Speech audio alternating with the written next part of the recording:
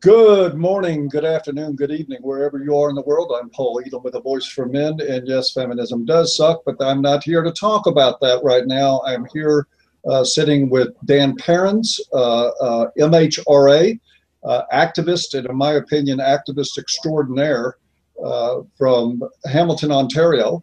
And he has just completed now, or he is in the middle of the second day of a hunger strike that he started after completing a 75-mile walk from Hamilton all the way to Toronto in order to bring attention to men's mental health issues. Dan, thanks for being here. Really good to see you. Thanks for having me on, Paul. Great seeing you again as usual. Go ahead, sir. This is your show anyway. Okay. Before we get into things, I would just like to say that, the officers, the commander of the special constables that work in the Parliament building, I would just like to say they are most honorable and most respectful people, and they deserve the most honor and respect that we can give to them. They come out and they offer me water, and they make sure Jeb is fully watered, and there's nice back and forth between us.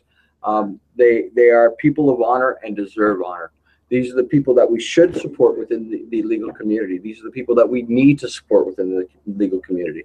So please do not think you are doing me any favor by insulting the honorable and respectful individuals who uphold the law for us, or don't disrespect them. They're not. You won't be doing me any favors. Okay. Let me add my dittos to that, Dan. It is easy sometimes when you look at, the fact that Dan went into a couple of places on his walk and they reacted to him with aloofness. And some of these were police officials that reacted to him with insensitivity and as though they couldn't care. That doesn't mean that that's all he's encountering. There are people out here that are treating Dan with respect and are conducting their jobs admirably. You don't help Dan or this cause, so don't take that feeling, that frustration that nobody's listening, and turn it into hostility toward the wrong people, because they don't deserve it. If those guys are out there treating Dan and Jeb very well, then all I want to do is say thank you guys for doing your jobs and for being decent human beings. And we really appreciate that. But don't go taking it out on these people. They're not the cause of the problem. And it's often easy to get confused about that. They're not causing any problems. If anything, right now, these people are helping by being kind to Dan Perrins, which is what we all want. So let's move on for a second. You're on day two of a hunger strike in which you're only taking in liquids. And I have had some questions. So the first thing we want to do is clarify what your demands are of the Canadian government in order to end this hunger strike. I mean, there's a flurry of stuff going on Twitter right now about this.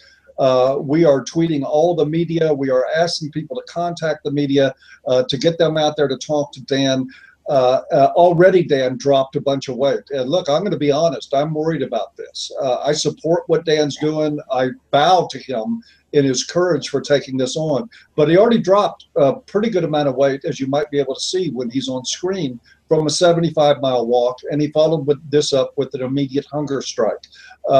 So let's help Danny, if we can, and get people clear on what your goals are. What's it going to take to end this hunger strike? Okay, number one, full shelter services for men. Full shelters and the services that they offer, exactly the same that women are offered. Men deserve it. Men need it. The lack of shelter and services for me when I went through my domestic abuse damn near put me in the ground by my own hand. Ironically enough, right around the same time of Earl and my brother, May 8th. Okay, right around the same damn time. And by Earl and your brother, we're talking about two men that killed themselves. Absolutely. Two men that motivated me the most to do this walk. And then when I got to the last day of the walk and I kind of looked back over the days and was wondering where the support was, I was like, I got to turn this up another notch because the support ain't there. I'm calling the police officers, the police dispatchers along the way saying, hey, even if you just want to send out a regular, regular officer, that's fine. But I'm here doing this for you because suicides disproportionately affect you, those first responders. And again, it was just apathy after apathy after apathy. I felt like freaking I was following Johnny Apathy Seed down the road. I know that that's frustrating, and I know that if it takes a person to the point that they're willing to stop eating in order to, Earl Silverman, and we're going to reiterate here, and I hope that there are members of the Canadian government who are seeing this and actually paying attention to it. Earl Silverman tried for years and years to get the Canadian government to pay attention to the problem of men who were abused in relationships and had nowhere to go, and often had nowhere to go with their children. He was mocked and ridiculed. He was ignored by the government, by members of the domestic violence industry, service providers in Canada, mocked and ridiculed him, derided him, and he ultimately decided his only resort in the end to try to bring attention to the problem was to hang himself in his own garage, which he did. And there was still no attention paid to this. And so the first thing I'm wondering about is if the Canadian government, if I take it you have a prime minister of each province, Dan? We have premiers of each province, and then the prime minister is the head of the Canadian government. Okay, well, I am hoping that the premier of Toronto is watching this and paying attention to the fact that there is literally a man starving at your feet at this moment. Premier of Ontario, Kathleen Wynne, the Honorable Kathleen Wynne, Premier of Ontario. So, Ms. Wynne, I hope you're paying attention to this. I hope you will wake up to what is going on. I hope that then Perrins doesn't have to die after Earl Silverman in order for you to start paying attention to these problems. But the ball is now in your court. We know you're aware of it. We know you've been tweeted this, so there won't be any opportunity to say you were not aware of what is happening, even if the media is going to ignore it. You know what's happening at your assembly building in Toronto. You know what's going on. Please do something about it. Also, Dan, you have a second request that involves slander and libel and lies that have been furthered in the media, which Canadians have had access to. And let's talk about that for a minute. Well, yeah, my name has been, the kind of term for it is Google poison. But what it is that those who enjoy the money that comes from their lies, the feminist lie that all men are evil and all women are pure as the driven snow, those who profit from those lies tend to go around and libel and slander those who advocate for human rights for all. Men's human rights movement, equality feminists. I'm kind of pointing towards Christina Hoff Sommers. I know she is either factual feminist she identifies as, or equality feminist. So the really kind of intersectional Main Street feminists, they sit there and they encourage libel and slander to be put out against us. And, so it really makes our job all that much more difficult. It increases the suicide rates of men because, these are services and stuff that we could, start getting attention drawn to. But because of the libel and slander, that's all that gets pointed to. So Section 300 is called of the Criminal Code of Canada is criminal defamation. And that is if you knowingly put out, false information, a lie, and broadcast it, then you're liable for that. It's a crime. Now, the last time that I was able to find that this law was enacted or used was in 2012, and it dealt with a restaurant owner and a restaurant critic. And the restaurant critic came in and gave a poor review. And so the restaurant owner, a woman, by the way, went out and posted her face all over, porn pictures and stuff like that, and tried to, and basically, libeled this restaurant critic. And so I can't remember what the verdict was, but the restaurant owner was found guilty, and rightfully so. You shouldn't be able to go around and lie about people and create animosity towards people with lies. And so that law is there to protect people. Now, I've complained about at least one. Sharp Magazine did an article on me in which they said that I put out Big Red's information, her personal information. That's a horseshit lie. I did not put out any of her information. The worst I did was I mocked her. I even went over to her YouTube channel and said, yeah, the mocking and the memes is pretty funny, but I don't condone the violence. No.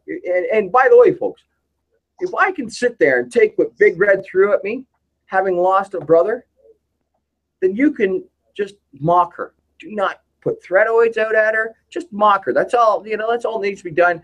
Let her. Support her Section 2 of the Charter of Rights and Freedoms, and promote her free speech, her freedom of expression. She wanted herself to be seen, so that's all that needs to be done. And again, same with the politicians and anybody else. We do not. Every time these frustrated people get in there and do those things, and I understand their frustration. Trust me, I can understand it probably better than some and most, I would say. But it just takes us back a step, and it's used against us. So if I can put up with that frustration, then please, I'm sure that anybody else can. And I do appreciate people backing me, but that's the wrong way to back me. Exactly. Now we're going to go over three of the top three, because there has been, in terms of lying in the media, outright lies. I mean, I can name Maclean's magazine. There has been a lot of that, but we're going to focus because the Canadian government has to have tangible goals. So what we're saying now, you're saying, is that one absolute essential for this is that an investigation needs to be done into Sharp Magazine about the lies that they told about you. And I witnessed that. I read that myself, and I knew they were lying when it came out. There needs to be an investigation, and if they find that Sharp Magazine knowingly lied, there needs to be an arrest made. Charges need to be filed. Well, charges need to be filed, and then it goes before the courts, and then guilt or innocence is found. Now, the evidence has been handed in, and really, I find it to be irrefutable evidence. They claim that I put her personal information out there, and you look through the article, I called her Big Red. I didn't even know her name at the time, when I wrote the article. What did I call her? Little red frothing fornication mouth, and that's all I did. I mocked her. And that's all that needs to be.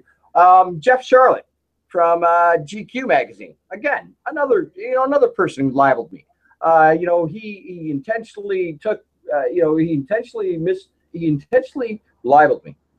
And he did it on CBC radio with Anna Marie Tremont. Okay. Now I've said, hey, arrest this guy. And as a matter of fact, now they can't arrest him because he's an American citizen, but they can put a warrant waiting for him at the border of Canada. Yes, they can. They can block him from coming into Canada. Jeff Charlotte lied about a lot of us. He lied repeatedly. Probably one of the I think slimiest snakes in the grass we've encountered of all the yellow Germans that we've encountered. He's one of the slimiest, but he lied most egregiously about Dan Perrins. And he lied baldly and blatantly, and there can be a warrant for his arrest issued in Canada, and that can be something that greets him the next time he tries to enter that country. Now, I think that Jeff was probably a little sore because we were talking, I think he was a little angry with me because we were talking, all the men's issues, and circumcision, male genital mutilation came up. And he's of the Jewish faith, and much love and respect for all Jewish people as well. He said, well, I said, there's really no viable reason, ethical reason for it. There is a lesser evasive form of circumcision that is practiced. There's groups out there, Jewish against circumcision, and he took offense to it, and he actually got to the point where he was angry, and he said to me, and I remember this clear as day, he goes, why circumcision? Because 6 million of us were killed in World War II. And he was angry about it. Oh, you've got to be kidding me. He actually said that? Yeah. And I looked at him and I said, I'm Roman Catholic and I was cut. So, where's the justification here? And I don't blame my parents. They were fed misinformation. The doctors back in the 60s, they weren't as well informed. And that's the way, that's just the way it happened. I'm sorry if you guys, my Twitter has just been going crazy, and Yeah, I and really, that's a really good thing. appreciate We'll it. welcome that noise, folks. That Twitter board ought to be lighting up more. As long as Dan mentioned Twitter, I want to mention the hashtags Hunger Strike and I Stand with Dan. Please tweet this video out under those hashtags over and over again. Please tweet directly to officials in the Canadian government. Please direct it to media sources all over Canada. They need to know about this. They need to cover it. And give me 30 seconds here, Dan. I've got to address something because I'm learning something new here. Jeff Charlotte, you're hiding behind the persecution of Jews by the Nazis in order to justify mutilating children. Is that really the argument that you want to put forth? Personally, I'm going to say this from my perspective. I don't give a damn what religion you are. Don't hide behind your God. Don't hide behind your religion so you can cut up the genitals of male babies. That's not something that was paid for. What happened, of course, in World War II, we obligatorily must say that it was one of the greatest travesties of the world. And there were other tragedies like the 70 million people that died under Mao and the 50 million people that died under Stalin. All of these things are tragedies in the world, but they have nothing to do with mutilating infants. And what a cowardly thing to do, to toss your religion, to toss your culture up as an excuse to mutilate babies. That's not acceptable. Neither is your slander of Dan Perrins, myself, and I don't care because I don't care what you say about me, Jeff. We know what you're made of. But when you did it in Canadian media, you broke the law. And Well, actually, that needs to be addressed. It's not slander. It's libel. Libel, excuse me. It's in print. All right, it's in print, so it's libel, and I believe the media is also covered under the radio sort of deal there. And so it's and Anne Marie Tremont, I'm widely known. I don't know why she didn't reach out to me so that I could be interviewed, but apparently she didn't.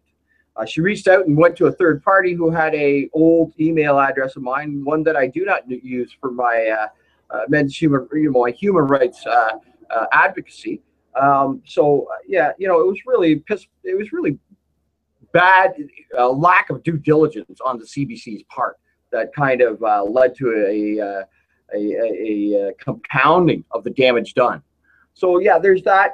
Now magazine, here in Toronto. Geez, Jonathan what's his name, Goldsby there. He sat there and made light of a criminal act that put lives at risk to shoot down, people who were advocating for human rights, human rights for men. So human rights across the board.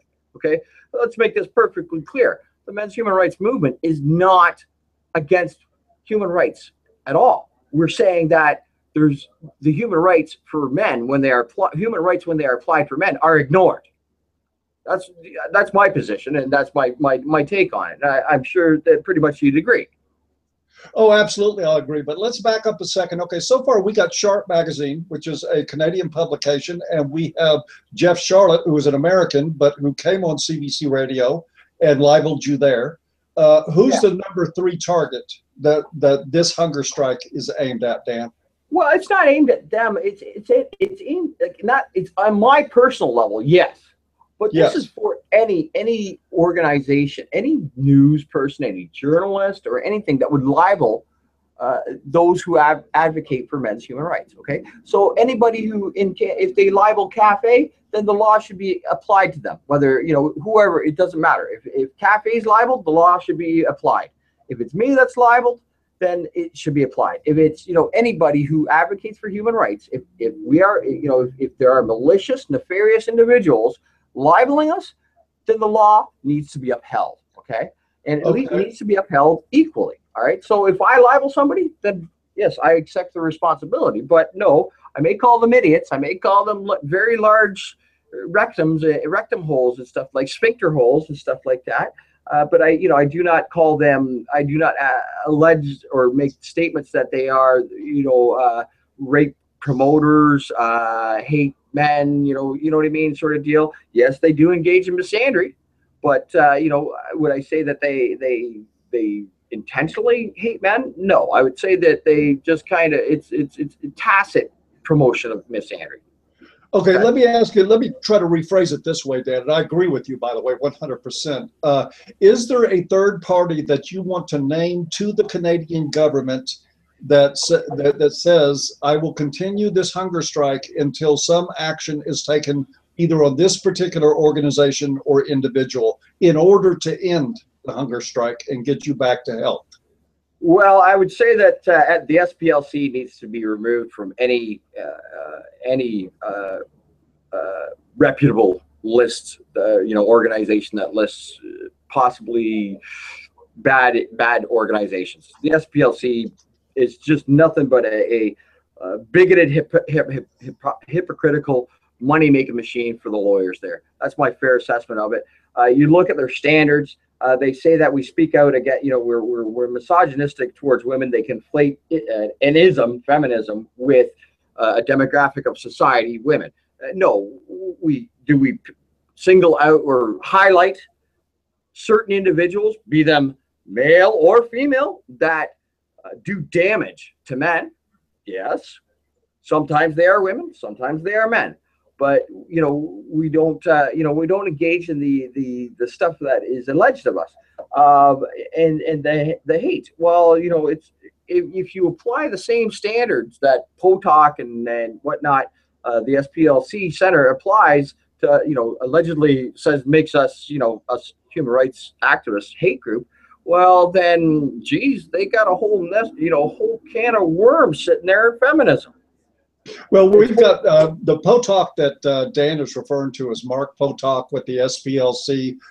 He and Arthur Goldwag have been sort of running the tandem team on this attack. We just watched a video recently with Mark POTOC and the SPLC. Those individuals have become pretty expert at knowing American law well enough to know that they can say, well, we didn't name them a hate group, but they're really hateful, dangerous people.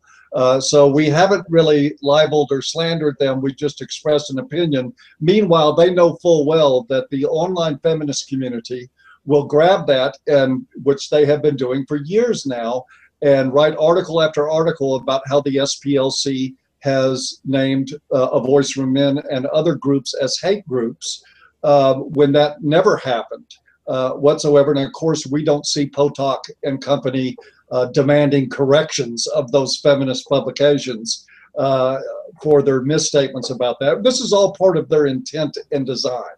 But is there anything actionable that the Canadian government can do toward the SPLC, Dan? Because it appears like they haven't directly slandered you, and you're the one going without meals right now. No, like I said, this applies across the board. This is, I know there's many good groups across Canada and down in the States, and this is for everybody. I'm not out here for myself. I'm out here for everybody. Okay, and it needs to be that way. These individuals need to be put in check. Okay, they need to know that they own their words, and they will be known by their words. It'd be nice if they'd, be honest for once. So I find it really, really interesting that RadFem groups raised money for the SPLC and whatnot. And they have a really, really famous article, Feminism Enters the 21st Century, where they want to genetically modify males. And then there's the Lilith comment. And I'm just going off the top of my head here. And those of you who know me about quotations and stuff may just, recognize my abilities here. But I believe at the end of the Lilith comment there, she says, even if we killed off 90% of the males, I dare say we'd have to kill off most of the females as well, so that radfems and I think it was young girls can live in utopia. And that really kind of is a really scary statement there, because not only are they willing to, basically exterminate men, but they're willing to exterminate a lot of women as well. But the SPLC is fine with that. They're upstanding individuals. Apparently, allegedly. I don't know how you can advocate for basically the genocide of half the human race. But if you're a radfem, it's all good. Well, apparently, if you're radfem, you advocate for the extermination of most of the human race. I wonder if Jeff Charlotte knows just how proud Mao would be of this kind of thinking, which puts him a lot closer on the side of Nazis ideologically speaking, than it does on anybody with a sense of common human decency. But I digress. Jeff Charlotte's part of this picture. So is the SPLC, and so are a lot of other publications. But what we wanted to do today was to narrow this down to give the Canadian government an actionable list, because Dan can't get off this hunger strike if the Canadian government can't do anything about the SPLC, which they probably can't, but they can do something about Jeff Charlotte, and they can do something about the, Sharp Magazine. Sharp Magazine, Now Magazine here in Toronto. Who else libeled and slandered? Those are the two that I can remember off the top of my head. I can go back in my. Well, I would argue if arrest warrants are issued out of two of these investigations, that it might send quite a warning signal to the rest of them that the free ride on libeling Canadian citizens is over. Which it exactly needs to be. Also, as far as your demand on the DV shelters for men, some of that $143 million annually that the state of Ontario is spending at upwards, sometimes an outrageous $500+ a day per bed, which is insane, absolutely insane. Paul, just one moment here. Nothing for men. Paul, just 1 second here. I just want to finish off with Jeff here, all right, Charlotte here, and the circumcision thing. Now, I can't remember my circumcision, okay? But I cannot believe that it would not affect the growing brain of a young human being to go through that much pain and suffering. Okay? Of course it does. And I'd like to see some studies on, stuff like that. But just my common sense feeling says that, it's got to be affecting, boys' minds, men's minds, it's at such a crucial point where, brain patterns and thoughts and whatnot are developing, when it's still in development. So I cannot see how that can't affect, men's mental health, which may also play in a factor, the suicide rate. Well, of course, and we do know, and I'll get those studies to you, Dan, that there are certain hormones that are released in bodies that are under extreme physical pressure and pain, that they have measured this in infants. And not only is there a spike in those hormones, it lasts for 6 months in their developmental brains. You can't tell me that there's not an effect from that either. And you certainly can't tell me that being a Jew is a license to cut on babies. Just skip that stuff. No religion is. Not Christianity, not Islam, nothing. I'm not buying any of that nonsense that says you're doing this in the name of your God. You're doing this by rote behavior. You're doing this and you don't even know why, except that it's your custom. Well, your custom is mutilating babies. Deal with it. Well, hey, if Jeff's for male genital mutilation, then he's an equal kind of guy. That must mean that he's for female genital mutilation as well. Oh no. That's different, Dan. You understand? Oh, so he's not for equality then? I got it. Okay, yeah, it's very different. Female genital mutilation bad, male genital mutilation good, and traditional. Even though that what they allege is such a little cut is actually 1/3 to 1/2 the adult penile skin, 4 feet of blood vessels, 248 feet of nerves, and about 20,000 nerve endings, give or take. And I will point out too, this is an inconvenient truth, that the average, not to say that it makes it any worse or better, but the average female genital mutilation, female circumcision, if you would like a euphemism that you're so willing to use for boys, removes about 8,000 nerve endings. The average circumcision on a male removes 20,000 nerve endings, more, quite a bit more than twice as much. You, at least, Jeff and your buddies and people that believe in mutilating babies, maybe you ought to learn some of the science behind this barbaric practice that you're inflicting on babies before you run around defending it in the name of your God. You know what? I highly doubt that. They say that God is a loving God, and I'm kind of agnostic. I believe that God is out there. I'm just not willing to say he, she, whatever. I just believe that there's something out there, and that they look over us. But I find it really hard to believe that, a kind and loving God would say, you know what, I want you to go through hell when you're first brought into this world. I want those people who are supposed to love you, protect you, and care for you, I want them to irreparably damage your body. I have a problem. It's kind of contradictory to what they, what I believe God to be. Well, I would hope that would be true for everybody, Dan. I really do.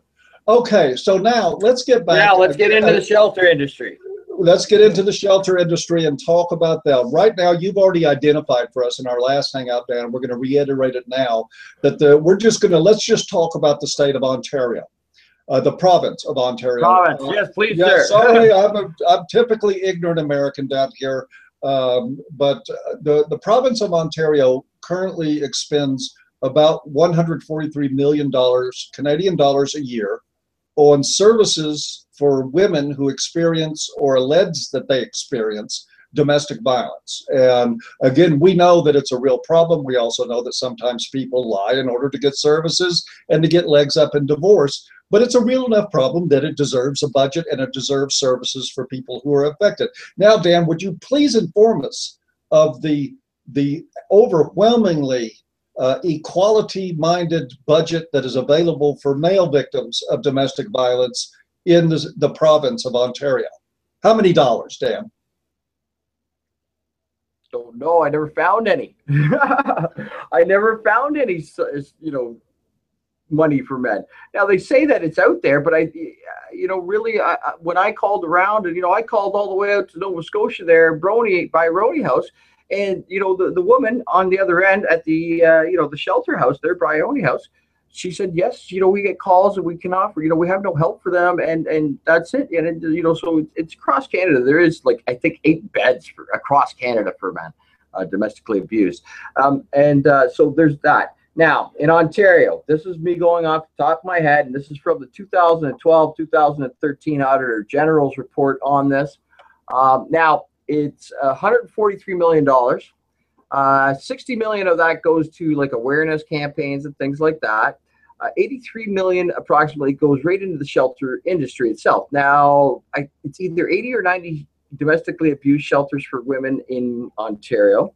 And the price for a bed per day for one person runs from $90 to $575. Now, if you look back in the Auditor General's reports, I believe the first one starts out around 1997, and the Auditor General kind of says, listen, you need to set up criteria and standards for these shelters, okay? And it was ignored.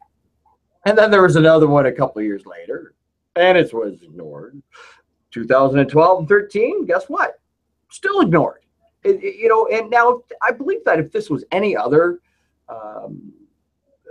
service that the government of Canada was offering its citizens, I believe that if they're disregarding setting up criteria and standards, that they would have been turfed long ago. But this shelter abuse industry, apparently not.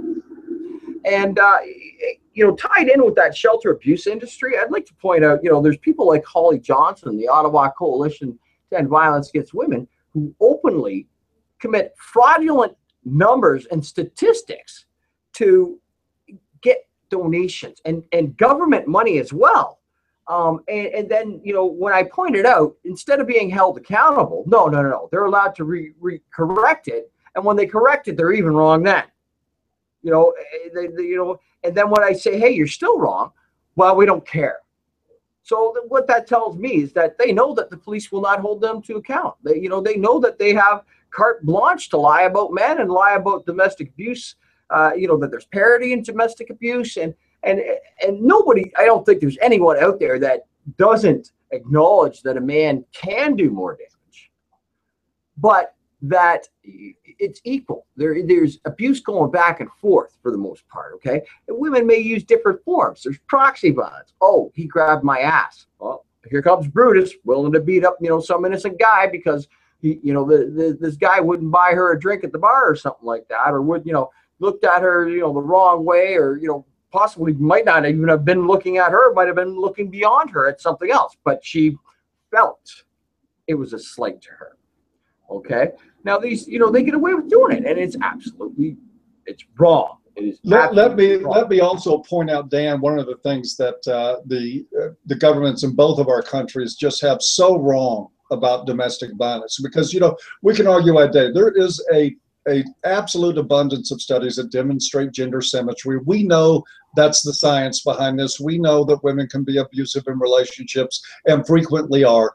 There is no doubting this. This is about politics and money. And of course, the reason they say they don't care is because they can't care, because their budget depends on lying to the public and to the government about what they need and why. But people should remember, I'm going to say this over and over again. I worked in the chemical dependency treatment industry in the United States for 20 years, counseling people with substance abuse and alcohol issues. That is a population with a high incidence of domestic violence. You see that just pervading that. And I talked to these people, these couples, their families, for years and years and years, untold numbers of them. And what I can tell you from that experience is that the people that were affected most in those families by the violence were the children. They did not care who was beating up who. They didn't care if it was mom beating up dad or dad beating up mom. They didn't care who the abuser was in the home. All they knew is they grew up sleeping at night with pillows over their head to drown out the noise, scared that their families were going to break up, and feeling like they had to defend one parent or another. It damaged them significantly and gave them psychological damage that they would carry out through their adult life and carry into relationships, which were also more prone to become violent after that. And by ignoring half the violence, we usually say half the victims, but you're ignoring half the violence. And what you're doing by that is you're condemning the children that are the victims, the real victims of that violence, to lives of being ignored and to where the violence becomes normalized. That's what the domestic violence industry does in both of our countries. And Dan Perrins is absolutely right. It has to come to a stop. We need reason in government. We need them to look at science and to quit kowtowing and furthering their own ideological agendas at the expense of children who are being harmed. That has to end. And Dan Perrins right now is engaged in an effort that is so remarkable and so extreme that it ought to tell you how invested he is in making sure that ends. I don't find it to be that extreme, and I'll tell you why. Those three guys that killed themselves today, their life is worth no less or no more than mine. What I find to be extreme is the depraved indifference that society shows, that governments show to those numbers. That is far worse than what Big Red has ever done or ever said. Okay, that is far, far worse. So yeah, that I find extreme. Well, keep in mind, yes, I talked to Dan 24 hours ago, and then since then, 3 men on average, if you look at the statistics, 3 men, 3 sons, 3 fathers, 3 brothers, 3 people in the provincial community have taken their own lives. And the Canadian government says, but what about women? Well, I think they put their fingers. I think they put their fingers in their ears with, or put earplugs in, and then hand the men a shovel. Yep. And I suppose that's the do us a favor on your way out. Don't inconvenience us so much with your problems, your issues. Yep. We don't have the budget to include grave digging for you, so please dig your own grave before you do it. It's disgraceful. If anybody thinks that's hyperbole, they're out of it. Start looking at what's going on, and of course, as you get to America, you see we're a much larger population, so of course you see much larger numbers. That domestic violence thing, do not kid yourself. It puts men into the graves. Okay, it damn near put me in the grave as well. I was told by the police after my ability to provide for myself, my future was robbed from me by a dishonest individual who just happened to be a woman. Okay, what happened was that I had a back injury that kind of stopped me from being able to do what I used to love doing, which was working with machinery. I'll tell you, working with machinery is so much easier than working with people. You track down the faulty part, you replace the faulty part, away you go. Okay, I could no longer do that. Okay, I lost my legs when I injured myself for about 20 seconds. It was bar none the scariest moment in my life. Okay, so my employer fired me, let me go. Now that was wrong. Okay, that I injured myself on the job at his employment. So I filed what's known as a human rights complaint, so that I could get retraining. Okay, so that I could move on with my life and move on to a different profession. And I had chosen paralegal. That's why I know a little bit about the law. And so what happens is that the first thing that the opposing side did was deny it. So then it went into queue, waiting its turn to come before the tribunal. So it took 3 years, and in that 3 years, I said, "All right, I can't wait anymore." And I took out loans to go back to school, post-secondary education. Well, when it finally became my time for my hearing, they sent the documents notifying me of that to her. She opened them, realized that there was a due date. If I don't respond by the due date, then my case will be tossed out and considered done with. Not once, but twice. Now the envelopes come 8.5 by 11, legal documents, stamped confidential on them, sticker on them, Dan Perrins, address, blah blah blah. Now, when I informed the police on, I believe it was February, I called the police and informed them. They didn't pay attention. And, I tried to, I realized that I had left some documents at her place when I moved out. I tried to get them back. The police wouldn't, come for a property pickup call. Me and my mother sat there in the middle of winter. I think it was January 29th, 2009. Geez, I think it was for 6 hours. They couldn't come up with, they couldn't find a cruiser in the area to stop by for 5 minutes so that I could get my some documents there. But, that is what it is. So February 3rd, I went down to the police station to make a formal complaint, and I was told to sit down and wait. And I think I sat there for, maybe 3 or 4 hours. Finally, at about 7:15 or so, I went up to the desk sergeant, and I was a little irate. And, I explained the situation to him, and he just turned around and said, "Suck it up. We don't intend to enforce the law." Now, okay, if it had been a visa bill or something like that, I would have said, "Ha, you stupid twit. I forgot to change my address. Bugger off. Get out of my life. I want nothing to do with you." But the fact that she obstructed justice, that these were legal documents notifying me of a legal hearing that I was a party to, the fact that those documents are so important, there's a few laws that come into play. It's like Section 48, 49, and 50 of the Canada Post Corporation Act, and that's like interfering with somebody's mail, opening somebody's mail, and I can't remember what the third term is. Under Section 60 of the Canada Post Corporation Act, you will find that those offenses are a hybrid offense. They can be charged indictable or summary. Now, the really, really important one is Section 139 of the Criminal Code of Canada. I'm pretty sure it's Section 139, and that's obstruction of justice. Now, that's a 10-year indictable offense. Now, I did not ask the courts or the police to put my ex in jail for 10 years. I wouldn't even have cared if they had slapped her wrist and said, "You're cleaning out a ditch for a month. You got a conditional discharge."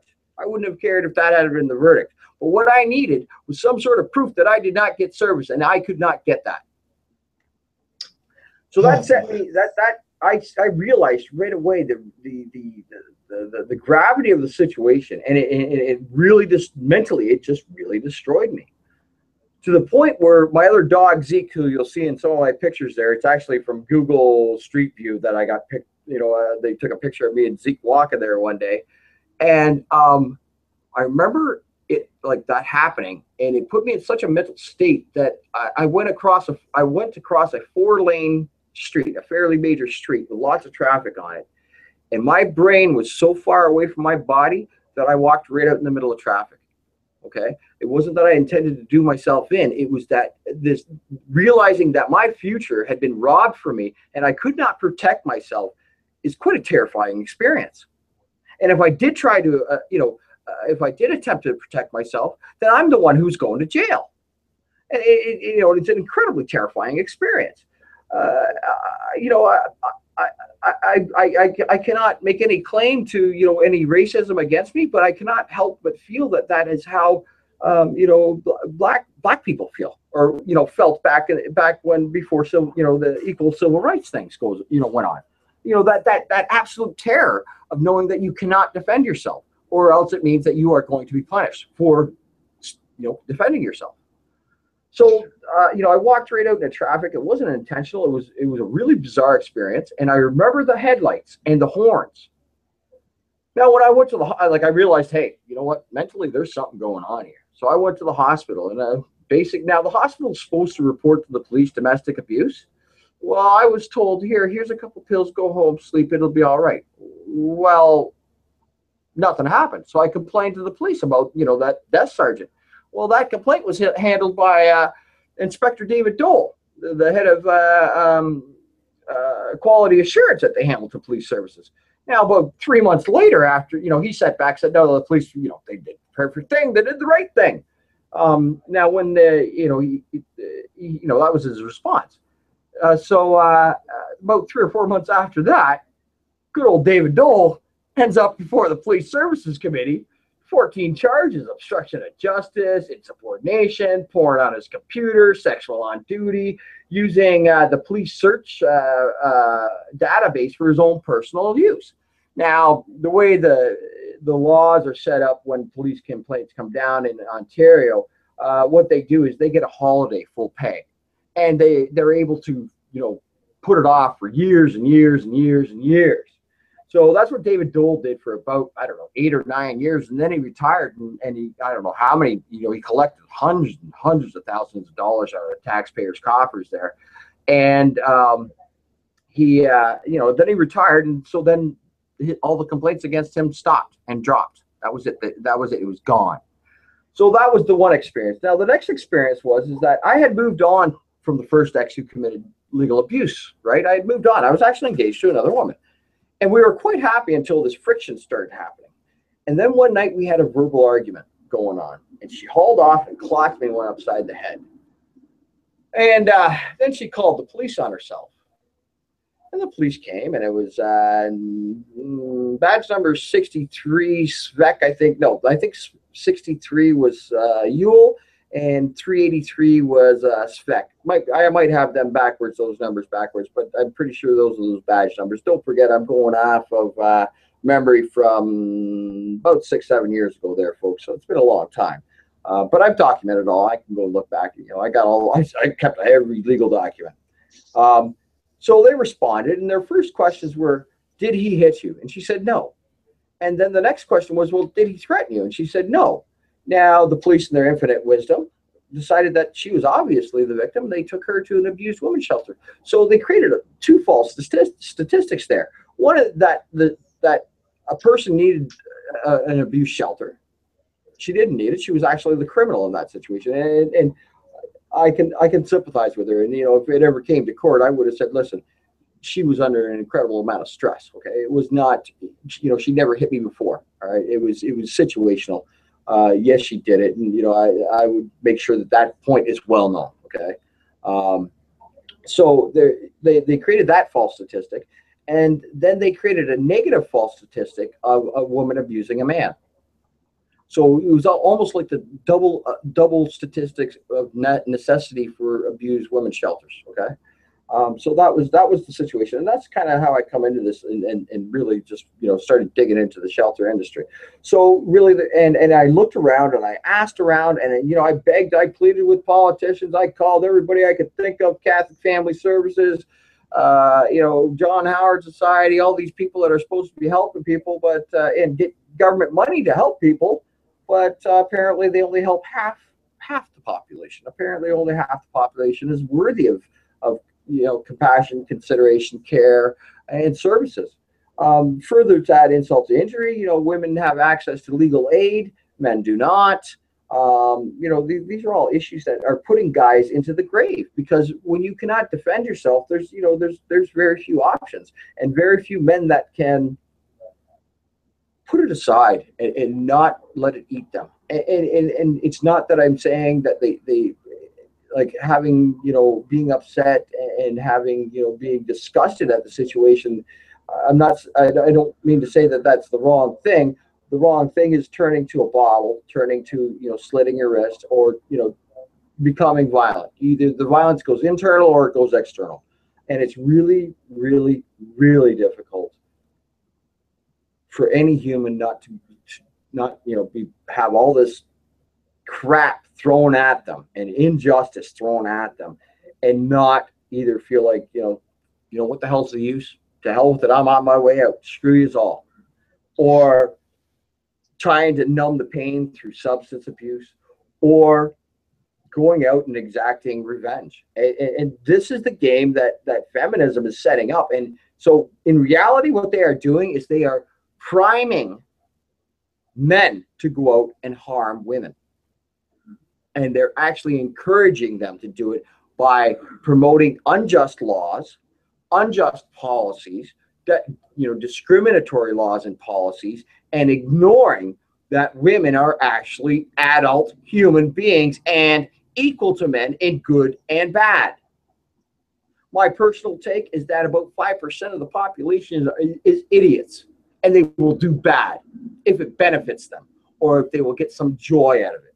There's a certain subset of that population, I would say probably 1%, maybe 0.5%, that are just truly, truly nasty individuals. I'm going to point to Carla Homolka and Paul Bernardo. By the way, Carla, that was a deal with the devil. My God, does the Ontario government ever owe shame for that one? That woman killed her own sister, held a rag over her mouth, and murdered her with Paul Bernardo. She's out scot-free. Paul Bernardo's in jail where he should be. Well, don't think that doesn't anger me. Yes, it does. And I understand, Danny. You've given us a really good portrait, one, of the problem, and two, why you're so motivated to do something about it. And now I'm going to ask a one or two final questions, Dan. We're going to cap this. I want to remind everybody, I'm committed to doing this hangout every day of this hunger strike. I don't care how long it is. I don't care what happens. I'm going to be available to talk to Danny every evening as his day closes, to monitor how he's doing, to call out those of you in the media who are paying no attention to this, and I am sure there will be plenty of you to call out. I want to remind Jeff Charlotte and people like Mariah Blake that these are the kind of men that you're sticking a knife into and twisting. I hope you've enjoyed your thrill at doing that. Personally, I think you're despicable human beings.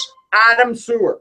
Yeah, Adam Sewer. Yeah, he's almost like beneath them in ways. But I mean, and I could go through, Monica Hess. There is a huge list of people everywhere, from the Washington Post to Maclean's magazine, who have done nothing but undermine efforts like this that Dan's underway right now to try to bring attention to very serious, real problems that are happening. You want to see less of these shirts, then start doing your job. If you want to see more of them, then keep doing what you're doing. There's one person I know of in Canada that this law can be applied to. She runs a blog called Man Cheese. Her first name's Diana. Her middle name is Alexandra. And I know her last name too, because it's public information. The government needs to hold her accountable. She said that I broke into my ex's place. And I've got it. I've got it all saved.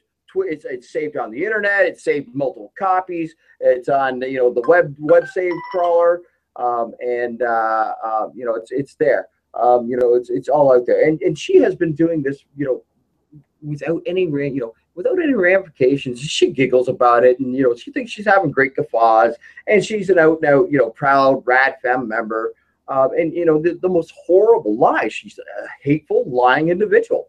And anytime the police want to come by and I can hand them the information. I've got it. I've saved it. I've done my due diligence. I'm just expecting them to uphold their oath under Section 45 of the Police Services Act to apply the law equally and uphold the law. I'm not asking them to do something illegal. I'm asking them to honor their oath. I'm asking them to keep their honor and their respect. And the ones who, and really, I can't say this enough, the ones that do their job properly, the ones that do it with honor and respect, I have the utmost honor and respect for you. But those who are corrupt, those who would lie, do not cross my path. Trust me, you really do not want to cross my path. I record things, and I know my rights under Section 183 of the Criminal Code of Canada. And again, I'm going to reiterate, those fine, honorable men and women working at the Parliament building. They do. Please, you know what? Do me a favor. Send them an email thanking them for me. You could do Yes, that favor. ditto. Please send the email thanking them. Now, Dan, we got to move on. We got to move on. Okay, then about your health. Oh, okay. But I need to point out two things before we go. Okay, so my health. Okay. I never took a weigh in, so I should have done that. Well, I'm down to my last belt notch, but it's a leather belt. I'm sure I can find myself a screwdriver or something around somewhere and punch another hole in it. That's not a problem there. I did inform those honorable individuals that there will come a time where I will not be able to honor their it's kind of rules or law. I'd say it's a policy or something. There's you have to leave the premises by 6 p.m. and you can come back at 8 a.m. There will come a time where I will not be able to walk back, and at that point in time, I'm just going to park it there. If they have to do something like if they choose to arrest me or something like that, that just changes the venue of the hunger strike. It doesn't change the hunger strike. Kathleen Wynne has, the demands that I have made are, covered by the Ontario Human Rights Code, for equality, as well as the Charter Rights and Freedom, Section 15, 1 and 28, and also the preamble, which says that Canada is a nation built upon the supremacy of God and the rule of law. Now, for the atheists, the supremacy of God is not so much applicable, but I would posit that the rule of law might be God to them. Well, at the very least, the rule of law may or may not be God, but the rule of law is the rule of law. And if you're not enforcing the law because the victim is male, then shame on you. Shame on you. You have absolutely no reason to be held in public trust if you are refusing to execute the law according to your responsibilities because the victim happens to be male. It's absolutely disgraceful. For those of you who are doing that, we have a job for you as a sheriff in 1930s Mississippi. You will fit in very well there. So we'll pass on that. Dan, we're going to go. Hold on, I got a couple more points to make. All right, let's. There's something to do with the phone. That's why I wanted to get to that. There was something you needed to read. Yeah, there's a couple other things, but also I want to point out another honorable individual within the legal system that I had dealings with. Madam Justice Spare, thank you ever so much for upholding your oath and applying the law equally, and thank you for being an honorable individual within the court system. I remember October 8th, 2010, courtroom 308. I remember you, ma'am, and utmost respect, and I need to point that out. Okay. Now, there's been a couple of interesting developments here in the Toronto area. Now, one is that there was a little bit of a protest going on downtown. I'm not quite exactly sure, but a woman was wearing kind of the opposite of the Shirtgate shirt. Her dress had scantily clad men on it. Hats off to you. Hats off to you, honey. Oh my God, she enjoyed the male figure. I am so triggered. Yeah, I can hear the. Can't you hear it? They're actually, the pitch. They're raising the pitchforks and the torches already. They're getting ready to go out there and. Oh, wait a minute. We're not feminists. Sorry, wrong organization, wrong group of individuals. Okay, so that's number one. Number two, there was a gentleman. Okay, now his Twitter feed is Depressed Pizza 2. Okay, now he's holding out a sign. He had a sign out there downtown Toronto. Okay, and I'm just going to read it to you. I'll tweet this stuff out later. Okay, and you'll bear with me as I read this off. He says 1 in 5 Canadians will have a mental illness. 1 in 10 have major depression. Depression is the world's second leading cause of disability. About 75% of suicides involve men. Women attempt suicide 3 to 4 times more often than men. About 230,000 Ontarians have contemplated suicide. 15 to 20-year-olds are the most likely to experience a mental illness and or contemplate or substance use substance disorders. his sign. I'm reading it off a picture here.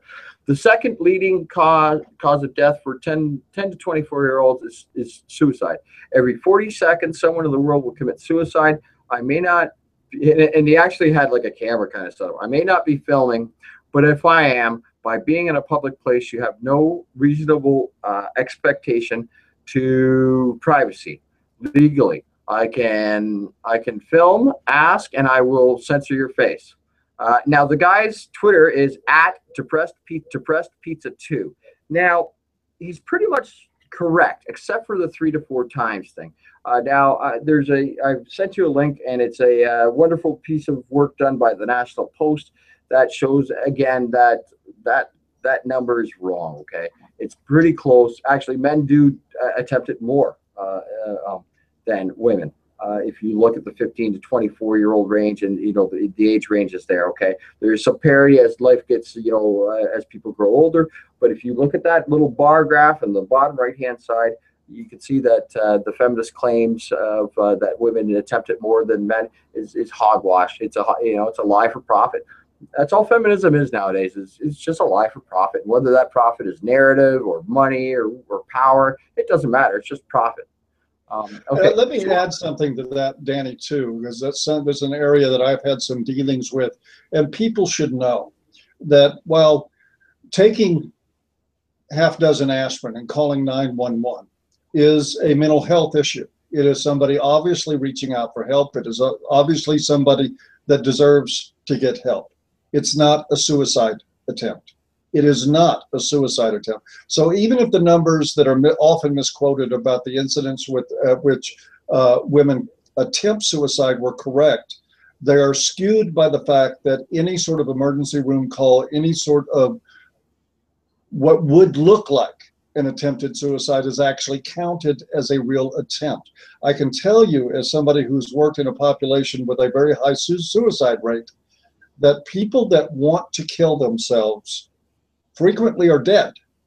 They don't attempt suicide, they kill themselves. And if we have just absolutely gone so off the rails as a culture to the point that we're saying, well, forget about the fact that men kill themselves at 4 or 5 times the rate of women. Women actually attempt it more. That's what we should be paying attention to. You have to be a special kind of heartless to the loss of those families and to the loss of life of those men in order to even go down that road. Shame on you. Shame on the lot of you. And yes, Dan is right. The statistics are skewed.